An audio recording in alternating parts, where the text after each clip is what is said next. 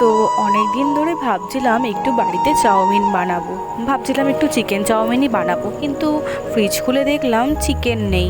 তো ভাবলাম চিকেন নেই তো কি হয়েছে, সয়াবিন তো আছে। তো সত্যি বলতে সয়াবিন চাউমিন আমি প্রথমবারই বানাচ্ছি। তো একবার দেখেছিলাম একটা দিদি ফেসবুকে এরকম সয়াবিন দিয়ে চাউমিন বানিয়েছিল, তখনই ভেবেছিলাম যে এরকম একদিন ট্রাই করব।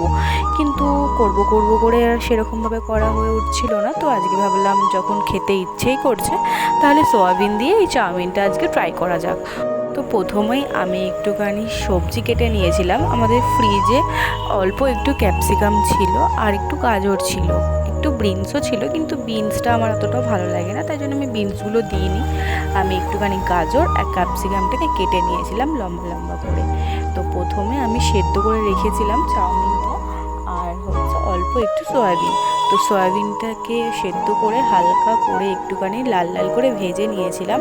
তারপর আরও একটু কড়াইতে তেল দিয়ে গাজর আর ক্যাপসিকামটা ভেজে নিয়েছি, তার মধ্যে একটু পেঁয়াজ আর লঙ্কা কুচিও দিয়ে দিয়েছিলাম। তো আমরা তো ছোটোবেলায় অনেক ধরনের চাউমিন বানিয়ে খেয়েছি, যেরকম হচ্ছে আলু দিয়ে চাউমিন, ডিম দিয়ে চাউমিন, চিকেন চাউমিন। এখন তো আরও অনেক ধরনের নুডলসও বেরিয়ে গেছে। আগে কি হতো বলো তো, আগে যখন ছোটোবেলায় স্কুলে যেতাম তখন মা আমাকে চাউমিন করে দিত, তখন বেশিরভাগ আলু দিয়ে চাউমিনটাই খেতাম। তো তখন ওটা খেতে খুব ভালো লাগতো। কিন্তু এখন নতুন নতুন অনেক ধরনের নুডলস বেরিয়ে গেছে, সেগুলো তো অর্ডার করলেই খাওয়া যায়। কিন্তু মাঝে মধ্যে এরকম বাড়িতে চাউমিন বানিয়ে খেতে কিন্তু মন্দ লাগে না। তাই জন্য আজকেও আমি ভাবলাম যে নিজে থেকে একটা কিছু বানিয়ে খাওয়া যাক। তারপরে ভাবলাম যে চাউমিনই বানাই, কারণ বাড়িতে চাউমিনটাই ছিল।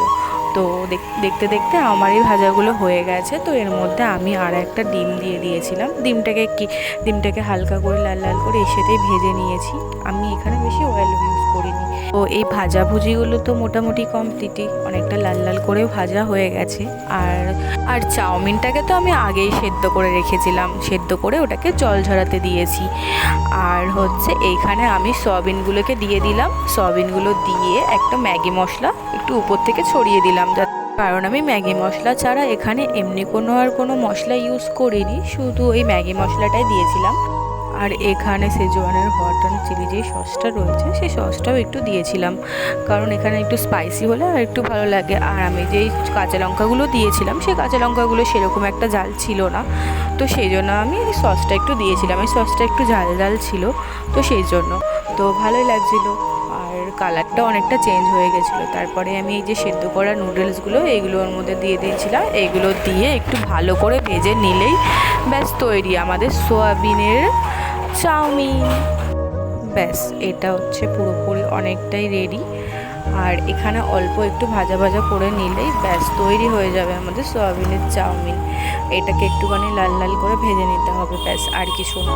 আর এখানে আমার আরও একটু নুন লাগবে, সেই জন্য আমি এর উপর থেকে একটুখানি নুন ছড়িয়ে দিলাম, আর হালকা একটু মিষ্টির জন্য একটু চিনি দিয়েছিলাম।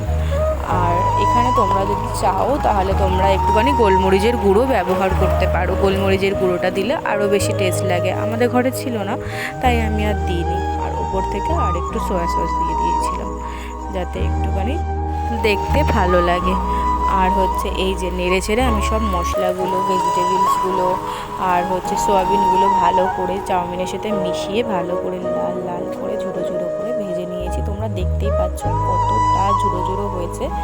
সত্যি বলতে দেখতে যতটা সুন্দর হয়েছিল, খেতেও কিন্তু অনেকটাই সুন্দর হয়েছিল। আমি তো বুঝতেই পারছিলাম না যে এগুলো মাংস নাকি সয়াবিন। খেতে তো অনেক টেস্টি হয়েছিল, আর আমাদেরও খুব ভালো লেগেছিল। রেসিপিটা তোমাদের কেমন লাগলো কমেন্টে জানাতে ভুলো না যেন। সয়াবিনের এই চাউমিনের রেসিপিটা তোমরাও একবার বাড়িতে ট্রাই করে দেখতে পারো, আর আমাকে জানিও যে কেমন লাগলো এই সয়াবিনের